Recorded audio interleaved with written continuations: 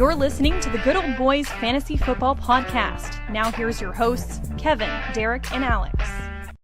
All righty, welcome in, ladies and gentlemen, to another episode of the Good Old Boys Fantasy Football Podcast. I am Derek, and joined as always by your co-host, Alex. Alex, how are we doing tonight? All right. Well, welcome back to the pod. I've been on dad duty for a little bit, so you'll notice that I'm kind of speaking in my NPR voice. That's because there's a sleeping baby not too far from me, so I'm gonna try to keep it down a little bit. But that doesn't mean I'm any less excited to be here. It's talking shop with you, Derek. After a pretty exciting national championship game last night. I didn't catch the first half, but thank God I didn't, because it was pretty boring from what I gathered. But that second half was pretty entertaining and ended up being a really good football game. And congratulations to the Indiana Hoosiers on winning the national title. Is that why Kevin couldn't make it tonight? Because he's a Purdue boy, so I know that that's probably tough for him to see Indiana winning.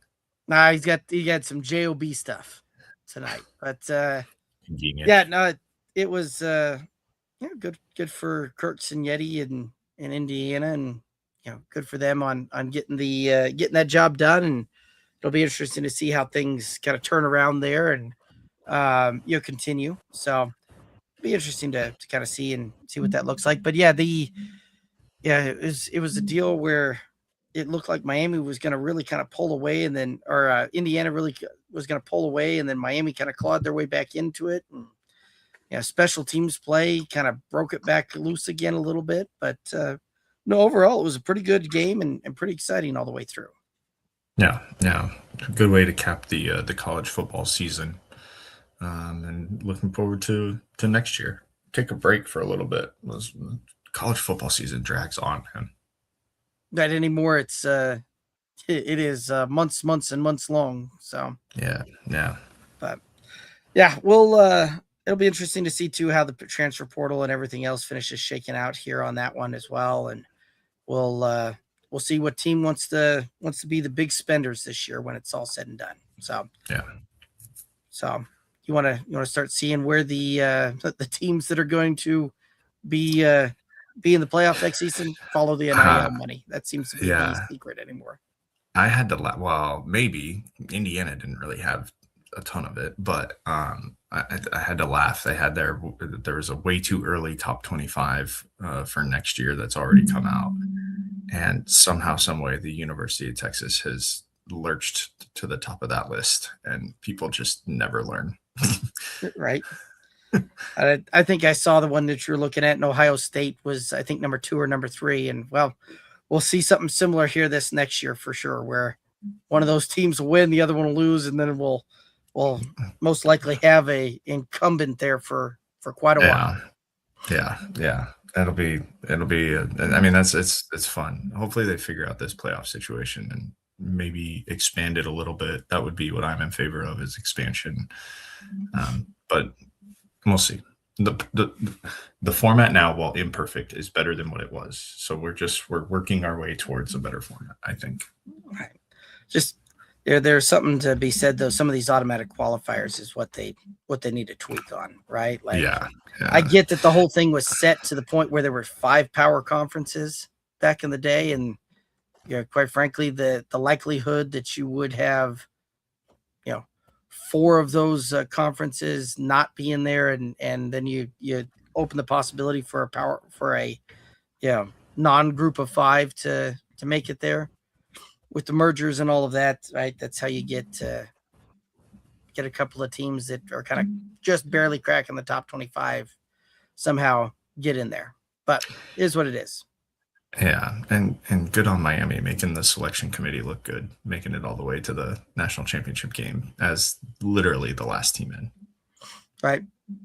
Now, there is something to that, though, that how much of that was just fuel that they used to get there, right? Like, I would agree with that, and I would also say this. I think there's an argument to be made that getting a top 4 seed isn't beneficial.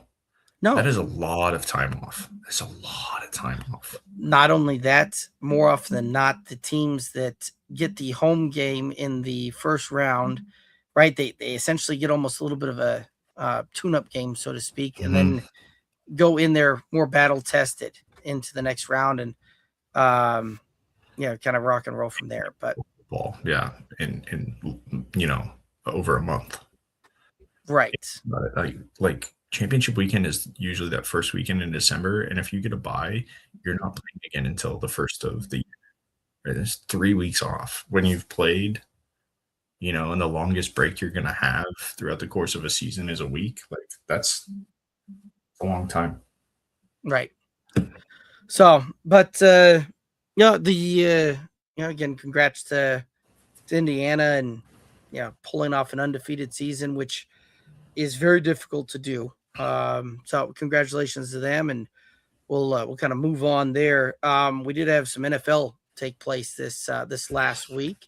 Thoughts on the divisional round? I mean, the Broncos game was closer than it should have been, given the fact that Denver's defense forced that many turnovers. But everything else kind of went the way I thought it would. I knew that Rams-Bears game was going to be a good one, because that Bears team is persistent, I guess is probably the best way. Like they just don't go away, right?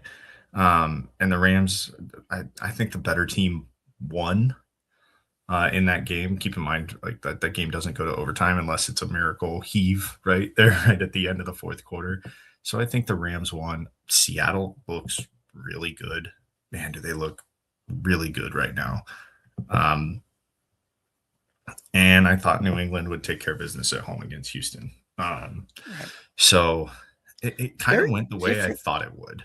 Very different narratives, though, when you look at Josh Allen's 4 turnovers and CJ Stroud's 4 turnovers, and the kind of the very different narratives that were spun on fans and commentators and all of that throughout the kind of this last few days here. But it was very interesting to see the difference between the two there, right?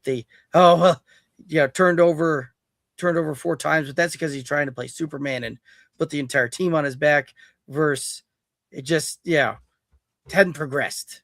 Can't seem to figure it out and can't seem to put it together.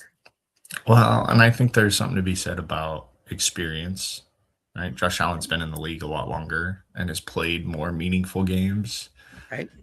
Than CJ Stroud has. I don't think the moment was too big for CJ Stroud, and I'll be honest with you, I was busy when that game was being played, so I didn't get to watch. I didn't get to watch any of it really. I just caught up on it afterwards. But again, I think Josh Allen has built some equity, right, wrong, or indifferent. He's built some equity, and Stroud doesn't have that yet. But I will say that either way, if you turn the ball over as many times as those teams did, you don't deserve to have a chance to win. It was a miracle that Buffalo was even in that game with Denver. It doesn't give you warm and fuzzies if you're a Denver fan. And quite honestly, you shouldn't have had warm and fuzzies anyways. And then the Bo Nix injury news comes out immediately after the game. And I mean, I was already not feeling great about playing New England, who just seems like they're just firing on all cylinders right now. The one thing that we kind of had was the will of Bo Nix to kind of get us to where we needed to go. Well, this is almost, Tim Tebow in 2009 or whatever it was. No, please don't go there. Well, but that's kind of how it felt. Like you always feel like you're in the game with him, right? And even when he's trying to give the game away, you always feel like you're in that game. So like that was kind of the shining, the pretty thing to look at. And then, I mean, nothing against Jarrett Stidham. He's a capable quarterback, but there's a reason why he's second on the depth chart for a reason. Like that, if he was good enough to be the starter, he'd be the starter, right? Right. Well, Jarrett Stidham is probably the 34th, 5th, 6th, somewhere in that range quarterback in the league. Top tier backup, not good enough to get the but not there to be one of the top 32 guys to have the job. Right offhand, I'm not sure that I know every quarterback on every team. That knowledge has left. Every backup quarterback on every team, I should say. I mean, sure, yeah. But again, like if he was good enough to be the starter, he'd be the starter. Right. So, but yeah, we'll see how this thing comes to play and how that comes to pass. And yeah, it'll be interesting, right? It'll be interesting to see how they kind of cook up the plays and strategize and try and do you want see my how predictions? Sure. I think Seattle rolls again. By the way, I saw a weird stat, and I don't know if it's true, but the last two times in the football season where a new pope has been selected, the Seahawks have made the Super Bowl. So Interesting. I don't know if it's true, but that's what I saw. And I didn't bother to look it up because I liked it too much that I didn't want it to not be true. But the last two times, so the last two times there was a new pope elected, the Seahawks made the subsequent Super Bowl. So I think Seattle rolls in that game in the NFC Championship, and then I think New England takes care of business and wins in Denver, which is something they haven't done in an AFC Championship game, if I'm not mistaken. I believe you are correct on that one. So are you looking up this Pope stat? Kind of. Yeah, I was trying to figure that one out. It doesn't make it. The part that falls apart on that is the right. Didn't they make it in back-to-back in 2013 and 2014? Yes, but okay. They also made it the year that Pope Francis was elected in 2013. Right, but then there wasn't another one in 2014 when they made it again. Yes, so the correlation is when there's a new pope elected, the Seahawks make the Super Bowl. It's not if there's a new pope elected, the Seahawks will make the Super Bowl. It's just when there's a new pope elected. That's some bad data and poor cherry picking of stats is what I'm going to say to that. Okay, but I'm saying the last two times that it's happened, they've been to the Super Bowl, and it just happened again this year, and they're playing lights out football. Let's see. So 3 is the trend, Derek. But you don't have a trend yet. So in 2005, Pope Benedict was elected. The Seahawks were the number 1 seed. They reached the Super Bowl. In 2013, they lost that Super Bowl. In 2013, Pope Francis is elected. The Seahawks finish the NFC as a number 1 seed, and they win the Super Bowl. 2025, Pope Leo is elected. Seahawks get the number 1 seed, and story yet to be written. All right. Well, we'll see how that comes to pass there. But all I'm saying is, next time that there's a Pope elected, go to the book and grab you a futures bet on Seattle. There you go. That's some. Anyway, don't take my gambling advice. I'm horrible. Before kind of looking ahead there, although it would be interesting, right? Because most of the matchups that we can get for February 8th will be rematches of very recent Super Bowls, with the exception of LA and Denver. Right? Like that's kind of the only wild card that we can get something unique there. And so I'm honestly kind of rooting for uniqueness. So hoping that we can see it that way. Look, the storylines are great either way, right? And that's what the NFL wants. The NFL wants great storylines. Drake May is a great storyline. LA is a great storyline just because it's LA, right? It's Matt Stafford. This might be his last hurrah, you know? By the way, you think if Matt Stafford wins the Super Bowl, he retires? I don't know. I think he calls it. I don't know. I think it's more one of those how he feels in the offseason. That's fair. Right? Like one of those that you're sitting around and you're like, do I really feel like getting up for another training camp and going through the grind of a season again? Yeah. I think that's one of those that decision gets made, May, June type of scenario. Yeah. Seattle's a great story because Sam Darnold is on this Renaissance tour again, right? And then Denver will have the great story too if it's the backup quarterback that takes them there, right? And that defense. So I think there's a lot of good storylines, which is what the NFL wants. Right. They want the good story because that's easy to sell for 2 weeks between conference championship weekend and Super Bowl weekend. Right. Well, and there's the the storyline too as well that I don't know if you saw this, but you have Mike and Sean versus Mike and Sean in the conference for head coaches, right? Yeah, I hadn't considered that. That's good. The four square that you can play there as far as, do you get Mike versus Mike? Do you get Sean versus Sean? Do you get a Mike versus Sean? So it's interesting. And actually, is there any thoughts on that one? Or if not, I'm going to go to Mario's comment. He just commented because that's where I was going to take us anyway. No. Okay.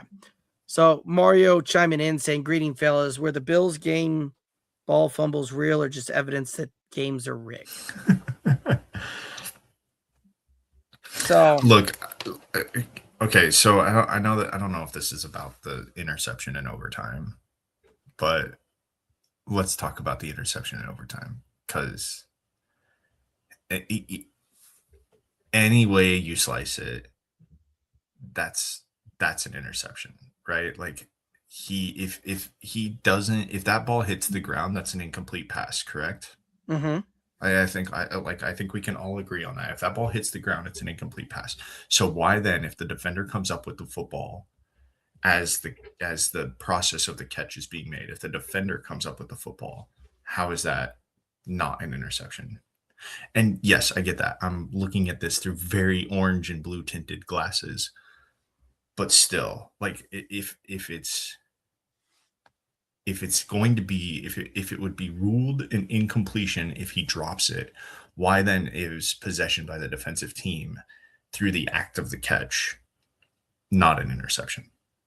Like, that's the question you have to ask yourself. And if you can find an answer to that, I'm all ears, but I haven't heard a great explanation. So there's as to how that gets defended. Well, right, and I'm of the same opinion, right, that it's an interception. But there's three parts to the catch, right? In order for it to be a catch, there's three parts that have to be completed, regardless of the situation, right? So if the ball is thrown, right, the receiver has to have possession of it, has to have 2 feet in bounds or a knee, and then if going to the ground, and that's where the contact's made and they hit the ground, has to survive the ground on that one, Mm-hmm. right? Or if the first thing that happens is not the ground is what, defensive player and all that, they hit the ground right before the really where that comes to play is, right, if it's not the ground that's the first thing's made, then it has to have possession, or have 2 feet in bounds and make a football move before going to the ground to create possession, right? So when and this is one of the things that kind of drove me nuts when seeing this, people trying to use steel frames and everything else to try and prove a point through a lot of social media stuff with the Devontae Adams catch that was then ruled that he was down by contact. The football move in that scenario was him resisting the tackle because he got hit by 1, hit by 2. There's a count that takes place in there, and then he goes to the ground, right? At which point, 2 feet, ball in possession, makes a football move, goes to the ground, ball comes loose. But because he had hit the ground at that point, he was ruled down by contact, right? Mm-hmm. Catch, not a fumble. In the Brandon Cook scenario, they were fighting. They both went to the ground same time. So Brandon Cooks had the ball, landed, had the body part in bounds to have that part, but then didn't survive the ground because he didn't survive the ground, and it ended up with McMillan. That's an interception. But to further look into this as well, right, and just kind of the premise of the games being rigged, things like that, I would look a few plays back before that interception, right? Josh Allen's in the end zone trying to make a play. Buffalo has a Denver defensive lineman around the neck, holding him like this, and you can see it clear as day. It's holding in the end zone. Josh Allen's in the end zone. If it was really rigged, they would have thrown the flag there, and it's a safety. Game over at that point. Yeah. Or if you're looking for more of it, is it really rigged type of thing? The pass attempt to forget if it was Knox or Kincaid, but the tight end going down the field right before the end of regulation, right before they made the kick to tie it up, right? That play preceding the kick to send it to overtime by Buffalo. Denver defender comes around, is coming back up around, and gets yanked back on that one. Josh Allen overthrows his receiver by 5 yards.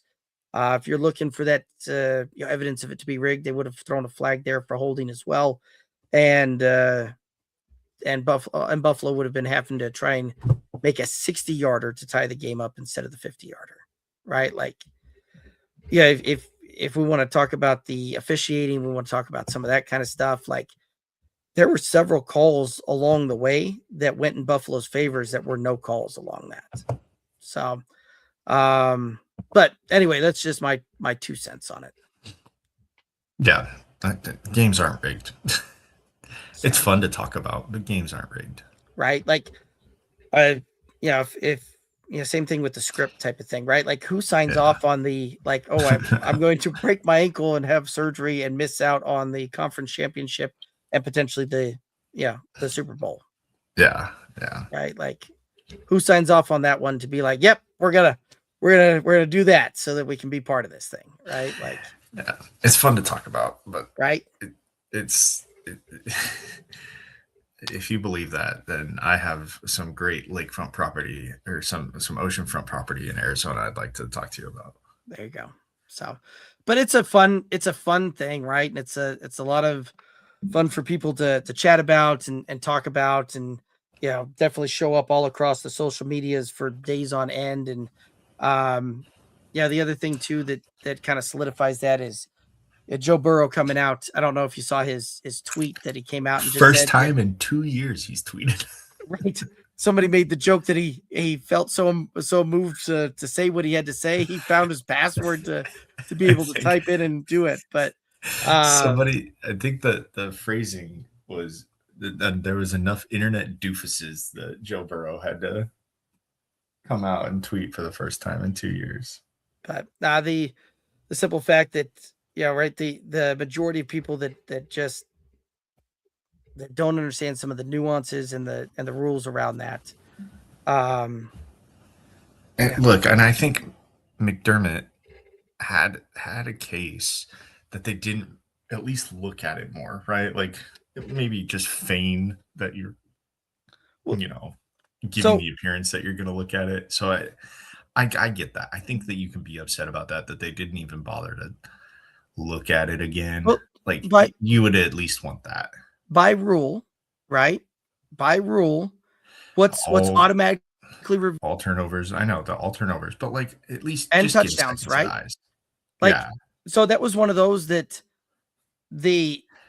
not only did the officials on the field feel so comfortable about that call that they made it. Again, it's the optics. I think it's the optics. It very well could be, right? And I think if that went the other way, if this was the other way around, I'd like to consider us reasonable, right? We could see how they could call that, but you would still probably be a little miffed that they didn't at least take a second look at it, right? Really make sure, because my team's season is over now. Well, but again, by rule, they had to look at it again, right? Yes. Like, just the optics of it. So the optics. Give me the optics. I guess if you're gonna make the play that it makes good television to have the added drama of a lengthened review on that thing. Give me the optics. Yeah. I can see what you're saying there. If we're going for the optics and trying to make good television type of thing, yes, it makes more sense to do a prolonged review and some guy staring at a monitor with a headset on going and making all sorts of right. But the replay booth was so confident in their decision that, yep, that's a turnover. I agree. So I think they would have, but I think if the shoe was on the other foot, I would at least maybe want a little bit more. right. No, and I get that. I get that too. Right. Um, the anyway, we'll move on because I can kick this horse all night. But so looking at there was lots of kind of interesting things, right? And it never fails that we get some call over the playoffs that lead to a very much a lot of discussion and a lot of people taking the comments and trying to showcase something one way or another, right? And that's it certainly gave people a lot of things to talk about this week and leading into championship week. Yeah. So, but yeah, and I don't know. I think it'll be interesting to see what happens this week here, and you may not be wrong with the what we've got set in store for the matchups and who we may be seeing here in a couple of weeks on February 8th. But Yeah, we shall see. Any thoughts on the coaching carousel? Well, we're starting to see some more things. I think it was today the Giants officially introduced John Harbaugh as their head coach. That was some very interesting contract negotiations where they announced that he's accepted, but the deal doesn't get finalized for several days later. Yeah. Which I think he kind of, I mean, look, he's earned that. And I think if you're the Giants and you want to be taken seriously, maybe do something different than what you had been doing, right? So I think that is the interesting one. Jim Harbaugh has a new OC coming to Los Angeles for the Chargers with Mike McDaniel, former Dolphins coach, taking the OC job there. Remember, he was a pretty good offensive mind there in San Francisco before he took the Miami job. So we'll see if he can get it working again with that. That we were talking about it beforehand. I think it's an exciting core of young players that has potential. Derek, I think you're a little less excited about that possibility, and you think he probably should have gone to a different locale. I would have been more excited with him in a different locale with some of the different player groupings that he could have and some of the different player personnel there. But yeah, I can certainly understand why the Chargers do that. My way too early prediction is we see Greg Roman now as the Giants offensive coordinator next year. That's good. Hiring Robert Saleh as their head coach. Right. Saleh was the head coach at the Jets. Yeah, he got kind of a raw deal there in New York, which seems to be the theme, right? Right. I saw Baker took to social to welcome Kevin Stefanski to the NFC East or the NFC South there. I didn't see the tweet, but I did see that he tweeted. What did he say? Yeah, it was a little spicy on that one that somebody came to and basically said that Kevin Stefanski got a raw deal in Cleveland because the quarterbacks were trash or something like that, and named Baker and named that, and he popped back with something to the extent of he'll disagree on that one, and he very much looks forward to getting to play his old coach twice every year now. Yeah, that's good stuff. Baker's a fun quarterback to see when he's pissed off. I think that's the best version of Baker Mayfield. Yes. Give him a chip. Yeah, as you well know. Shoulder and just watch out. So, maybe way too early. The Bucks are going to be a playoff contending team and make a deep run next year. This is a great question. Let's talk about this that Mario's posed to us. Yep. Let's Real quick, I'm going to hit up Smokies and then we'll hit Mario's okay. here. So Smokey saying, "What's up, guys? Rams versus Patriots for the Super Bowl, or who do you guys think?" You're of the opinion that it's Seattle and New and England, the Patriots. New England, Seattle, yeah. I want to see Denver and LA just from the standpoint that it's a unique Super Bowl pairing. Haven't seen that before.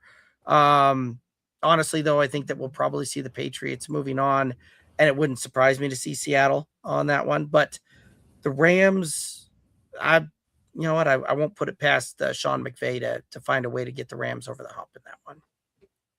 So, Mario chiming in asking who's biting the Raiders coaching bullet. You found a very interesting stat on the Raiders coaching positions since 2002. I did actually. I'm not going to take credit for it, but you found the article that had it. I found the article.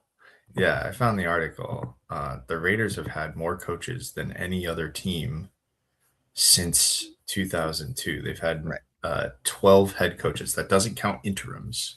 Right. They've hired great article 12 coaches. Yeah. On ESPN.com right now. That literally came out today by Keith Jenkins. And yeah. Now, here's why I think posing the question this way, Mario, isn't fair. Oh, I think it's very fair. I don't think it's biting a bullet. They get the number 1 overall pick next year, right? Probably going to be Fernando Mendoza, we assume, right? I think that's part of the reason you saw Tom Brady and Mark Davis and their GM all there last night. So Fernando Mendoza is probably there, right? You've got a young Ashton Genty, right? They're going to have to figure out those pieces, but to have a quarterback on a rookie contract, which we know bodes well, right? Look at the 4 teams that are still playing for a Super Bowl right now. You've got 2 of them with starting quarterbacks on rookie contracts, a third with a journeyman starting quarterback that is not breaking the bank, and then a 4th with a guy who's restructured so much that I don't even know what percentage he is taking up. But I would be shocked if it's taking up more than that magic number, Derek, which is what, 15, 16%? Yeah, it got thrown out the window because it used to be about 12. But I mean, I don't know. Sam Darnold did sign a 3-year, $100 million contract on that one. Yeah, but that's still well below market value for like what some of these other quarterbacks are making 40, 45 mil a year. He's making 30, which is below market value, right? For being one of the 4 quarterbacks still standing. How many quarterbacks that are making 40 million aren't playing right now? Right. But yeah, I don't know that there's right, because Matthew Stafford's on a 2-year, 84 million. Right? So he's at 42 million, right? Right. But yeah. So he's the one outlier. Anyways, I still think that you'll have a young quarterback that hopefully you can develop, a young running back who I think is still going to be a star in this league, and you've got him for probably 4 or 5 years. You figure out a few other pieces. You've got a good tight end, a young, good pass-catching tight end, which we all know is a young quarterback's best friend, right? A good pass-catching tight end. I think the Raiders are turning a corner here. I think the Pete Carroll experiment was just that. It was an experiment. I think it was to bide time. I think the Raiders just needed some stability. You knew that Pete Carroll wasn't going to be there for forever. Honestly, I'm not shocked that he was only there for the year. I think the Chip Kelly experiment didn't work, right?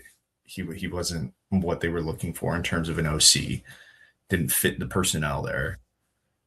So I think there's a lot to be excited about if you're a Raiders coach. And then I think you also have to consider that there are 32 of these jobs, and the men that take them have egos the size of Montana, right? And they think they are the ones that are going to get the job done no matter what. So biting the Raiders coaching bullet, I think isn't a fair way to ask that question. I mean, I don't know know. who takes the job. That's all that to say. I don't know who they go after, because it's still Mark Davis, and I don't know if Mark right, and Davis is. That's the problem in itself, right? The Raiders have certainly gone out to try and make some moves and some splash at some of their coaching hires in the past, but like this is a job that you're more that just based on the track record, they've hired 12 guys for the job in the last 24 years. Right? Like, and they're going to hire 13. They're going to hire 13 inside the 24 years. So since 2002 to 2026, they've hired 12 guys. They're looking for their 13th guy they've hired now. It doesn't include all the interims for the guys that got fired partway through the season that took over. But this is an organization that the job has a shelf life of on average of 2 years. And it's 2 years if you're lucky. Yeah. Right. Outliers would be outliers in that job would be if you'd made it 3 years or 4 years. Right. I think it needs to be a strong offensive mind, though, because I do think they have really good offensive pieces. And if it's not going to be a strong offensive mind, it better be Vance freaking Joseph, because that defense will be lights out. But they've got holes all over the defense. You don't have a wide receiver 1 on the team, right? Like there's issues all around there like that. I agree with how you do have a wide receiver 1. He just plays tight end. Fair enough, but right, like that's the that really is. You've got a wide receiver 1, and yes, they need to get more weapons, because you can't say like, oh, that's exactly what the Chiefs did with Travis Kelce. And it's like, yeah, well, Travis Kelce still had Tyreek Hill and, to a later extent, other dudes that take some of that pressure away from the middle of the field, which is where they can make their hay. Interestingly enough, let's play a little game here, right? So since the 2002, when that article looked at, can you name the 3 coaches that have lasted more than 2 seasons as the Raiders head coach? Oh. In that time span. Since 2002. Is Chucky in there? Yes. Okay. There's 4 of them. Okay, so give me Gruden. Okay. Trying to think if I can think of Raiders head coaches. I don't even know that I could think of any other ones. Okay. So Gruden is 1, right? Lasting 3 and change. 3 and some change. Complete the 4th year. The coach right before him was Jack Del Rio, who lasted. Oh my God, I forgot he coached there. 3 seasons exactly. You had Dennis Allen, who made it 2 years and change. And you had Tom Cable, who made it 3 years. Other than that, everybody is 2 years or less. And there's a lot of guys that make it 1 and change.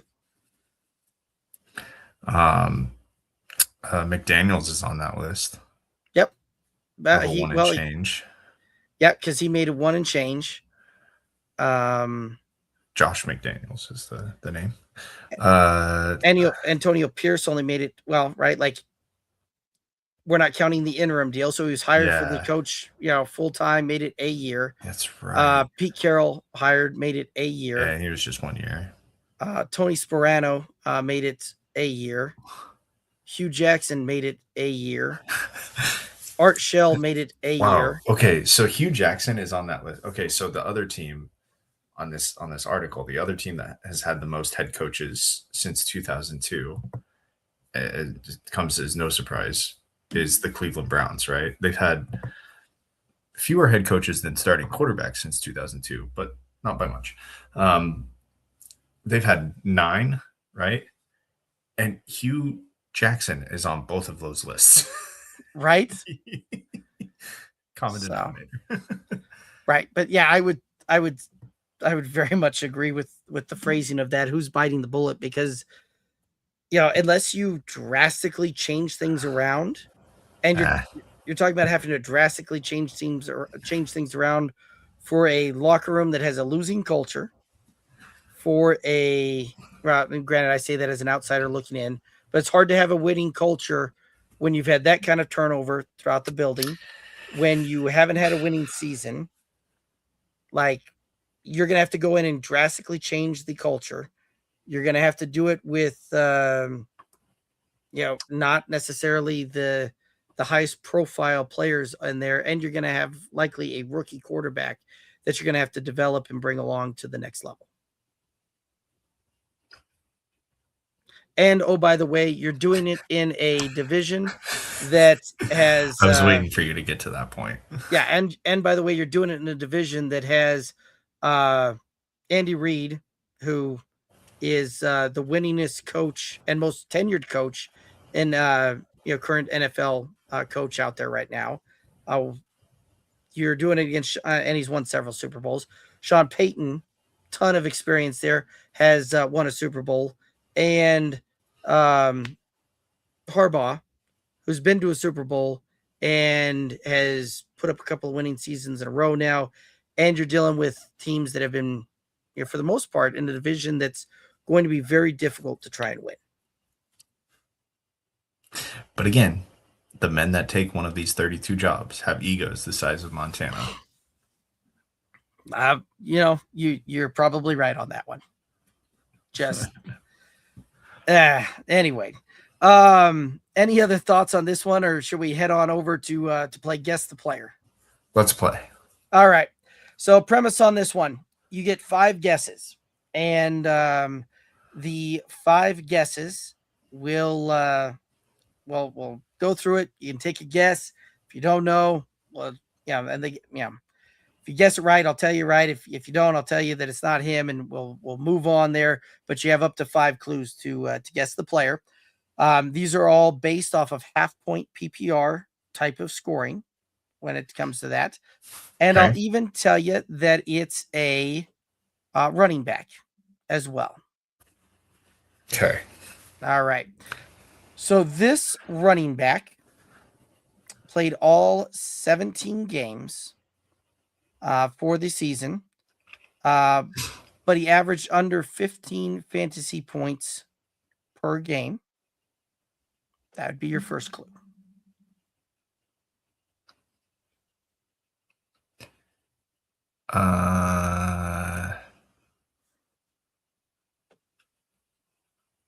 RJ Harvey.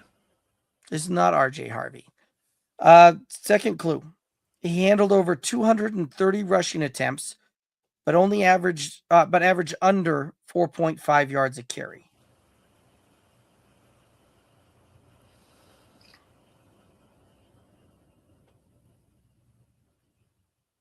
Zach Charbonnet.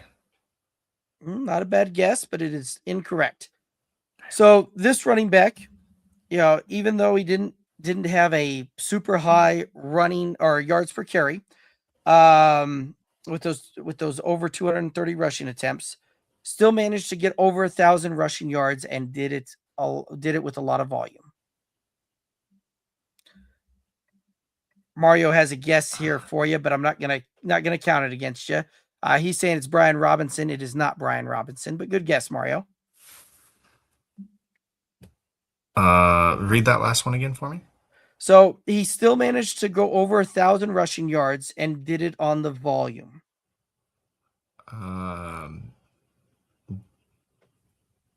James Cook. I like the guess. Not correct. Clue number 4. He was involved in the passing game a little bit, but had under 39 receptions and under 300 receiving yards for the season.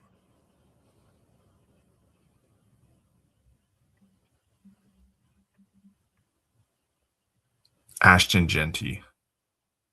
Another good guess. Not correct, though. Dang. So the last clue, his fantasy value came from usage, not necessarily the explosiveness. He finished inside the top 20 running backs, but rarely had week winning performances.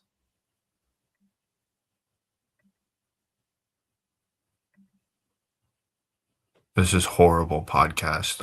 It's dead air right now while I'm thinking through where I'm going here. Mario has another guess on there. He says it's Derrick Henry the King. Mario, great guess, but that is also incorrect. Derrick Henry was averaging over 5 yards a carry. How about Rico Dowdle? Incorrect. So those Can I get are a bonus guess? Yeah, you can take another guess here. I was in between these two. My other one is Javonte Williams. Javonte Williams is actually very close on this one, but and I say it's very close because of how he finished in total fantasy points compared to the guy that it was, right? Javonte finished at running back 11 on the season. This player finished at running back 10 on the season. And of course, the player I'm talking about is Travis Etienne. Really? Yep. That's hilarious. Yep. Travis Etienne was on a roster of mine. Yep. He was a very, very solid running back too for you, right? Set it and forget it, running back too. Well, you say that, except for this was an 8-man league, a league I won, by the way. I'd like to clarify. It's a league that I'm in with my high school buddies, a league that I won. Let me find it, because I think it's interesting what this roster was, because I had Jonathan Taylor, I had Devon Achane. It's a 2 running back and a flex. And I had to choose every week between Travis Etienne and RJ Harvey. That decision got tough towards the end of the year after J.K. Dobbins went down. That decision got really tough each week. Right. I ended the year with Travis Etienne in my lineup, but yeah, that's really funny. Yeah, absolutely. So no, very interesting. And we'll have some more of these coming through over the next few episodes here as well. Because quite frankly, they're kind of fun to do. But that is fun. Yeah. So I think it's going to bring us down here to the end of it. Any final thoughts out there for the viewers and listeners? No. One of these days, the 3 of us will get back to doing these podcasts on a semi-consistent basis. Sometimes life gets in the way. And but eventually, hopefully, the 3 of us will get back to doing these. Enjoy championship weekend. It's going to be not so great weather where I'm located. So I'll be probably stuck in watching these games. Oh, shoot. Oh, darn. Oh, darn. So, yeah, hope everyone enjoys championship weekend, and then we can get ready for the big one. Absolutely. So be lots of fun, right? We'll be back next Tuesday, talk about the reactions here for this coming week, look at some more coaching carousels, some player, guess the player type of thing. But absolutely appreciate everybody tuning in, chiming in, getting to converse with folks in the chat. That's going to do it for us tonight. He's Alex. I'm Derek, and we'll see Kevin back here next week. But that's going to do it for us tonight. Have a good one. Be safe. Toodaloos.